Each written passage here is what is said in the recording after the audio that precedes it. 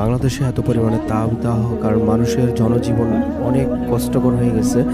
সেই কষ্ট থেকে রক্ষার জন্য আল্লাহর কাছে প্রার্থনা করা হয়েছে, আল্লাহ যেন বৃষ্টি বর্ষণ করেন বাংলাদেশের প্রতিটি মানুষের, যেন একটু শান্তির পরশ হয় সেই আশায় কিন্তু এখানে সমস্ত গ্রামের লোকজন জমায়েত হয়েছে একসাথে।